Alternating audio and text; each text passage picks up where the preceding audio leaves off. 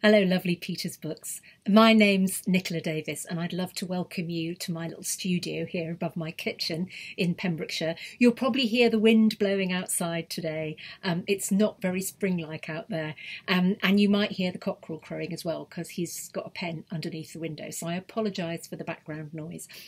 The book I'm going to talk to you about is this book, which is called Hummingbird, and it's about these gorgeous little jewel-like birds with which I've been fascinated all my life. When I was a kid, I was taken as a treat to the Natural History Museum, where I saw the display of stuffed hummingbirds, hundreds of different kinds, all in one great big glass box, and I adored those little jewel-like bodies.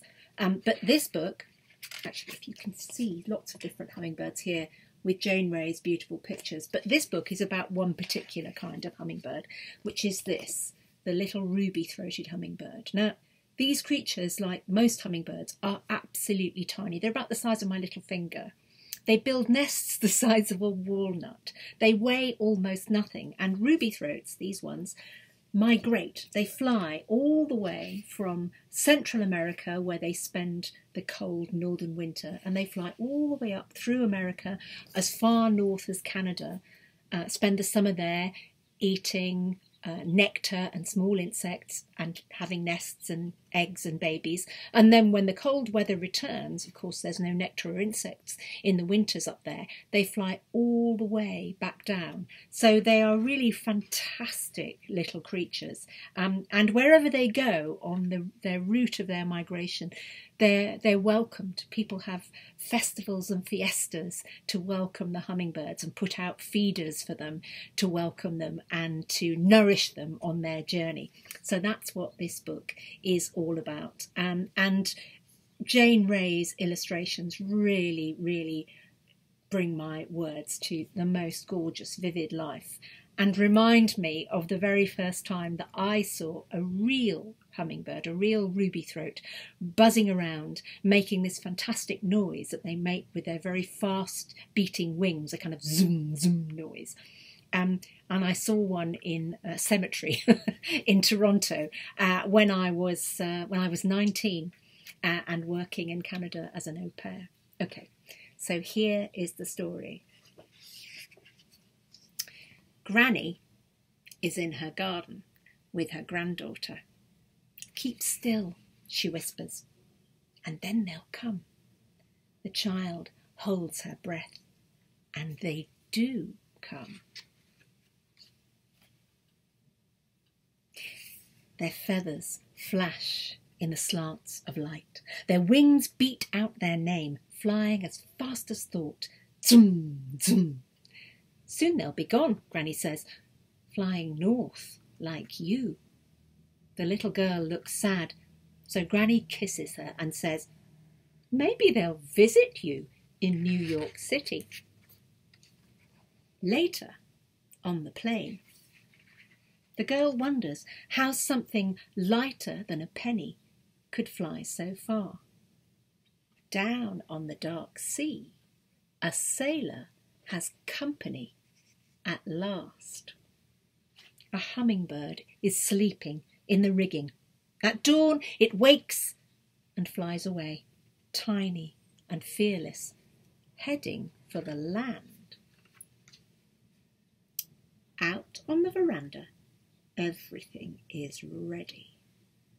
The nectar feeders filled, tiny flies buzzing in the bug dispenser, and just after dawn, the hungry guests arrive for breakfast. The sisters laugh as they remember how their daddy used to say, "Hummingbirds need meat and potatoes, same as we do." Spring sweeps up country. Flowers open. Bee balm and scarlet sage, trumpet, honeysuckle and cardinal flower. Insects zoom. The hummingbirds ride the green wave, zigzagging from one pool of buzz and blossom to the next. A young man forgets exams when a hummingbird won't share flowers with a bumblebee. He laughs aloud and texts his mother a photo of the little bird, too angry for its size. The TV's bust, the pizza needs defrosting, but no one in the family cares because hummingbirds are sipping from the feeder they just made out of a plastic cup. There they are, look in the garden, watching the hummingbirds feeding from this little plastic cup of nectar, all fascinated.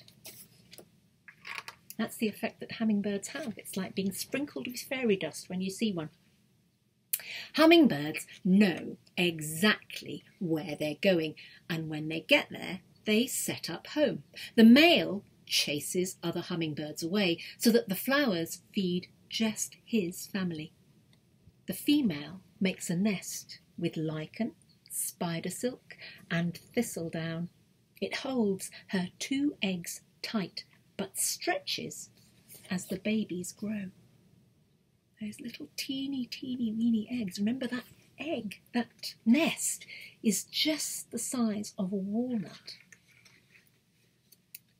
Late summer, and a little girl is walking in the park, head down. There's something in the grass, white, too small to cap her littlest finger. There's only one thing it could be. Somewhere, up amongst the trees and green, there's been a visitor from Granny's garden. You see there, she's seen this tiny little half of a white egg, half of a hummingbird's egg, that's been dropped on the grass because somewhere in the trees up there, a hummingbird has come and made a nest. The days are drawing in now. Soon the bugs and nectar will be nipped by frost. Hummingbirds must fly south. The journey's long and hard for such small bodies, and many of them won't reach their destination. Granny's in her garden again. She's got a parcel in her lap. Inside, a tiny eggshell wrapped in cotton wool, a letter and a cutting from a newspaper.